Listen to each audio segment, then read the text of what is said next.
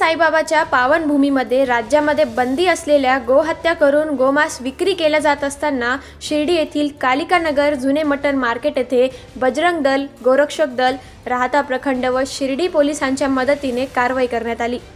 यामध्ये तब्बल 500 किलो गोमांस पकडण्यात आले।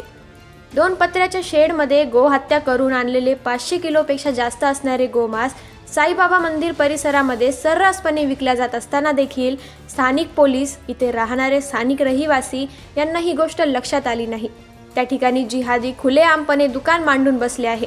परिसरातील नागरिकांना याची माहिती होती, परंतु कोणी धाडस करत नव्हतं। आज बजरंग दल, गोरक्षक दल, राहता प्रखंड यांनी शिर्डी पोलिसांच्या मदतीने सकाळी धडक कारवाई करून 500 किलो गोमांस व विक्री करणाऱ्या जिहाद्यांना पोलिसांनी ताब्यात घेतले।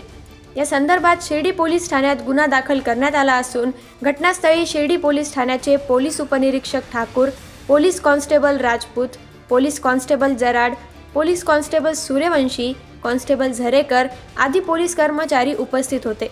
कालिका नगर परिसरात सकाळी झालेल्या कारवाईमुळे परिसरात मोठी गर्दी जमली होती। शिर्डी साईबाबा आंतरराष्ट्रीय देवस्थान आहे।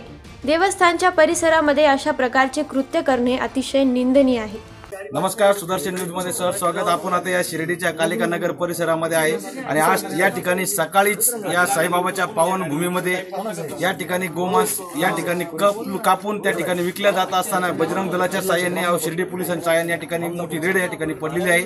आपण बघत असाल अशा प्रकारे या ठिकाणी गोमांस जे आहे ते या ठिकाणी आणून कट करून या शिर्डी परिसरामध्ये विकल्या जात असताना का या ठिकाणी बजरंग दलाच्या सतर्कतेमुळे आणि या शिर्डी ग्रामस्थांच्या वतीने या ठिकाणी अनेक वेळा तक्रारी करून देखील कारवाई होत नव्हती, परंतु आज बजरंग दलाने हा निर्णय घेऊन या ठिकाणी येऊन ही मोठी कारवाई या ठिकाणी केलेली आहे। या संदर्भात शिर्डी पोलीस आता पुढे काय कारवाई करतात याकडे शिर्डी ग्रामस्थांचं लक्ष आहे आणि साईबाबाच्या पावनभूमीमध्ये राज्यामध्ये गोमांस गोतस्करीला बंदी असताना देखील खुलेआम प्रकारे गोमांस विक्री सुरू आहे। याच्यावरती कठोर कारवाई करण्याची शिर्डी ग्रामस्थांची मागणी आहे। सुदर्शन न्यूजसाठी दत्तात्रय केमनर, शिर्डी।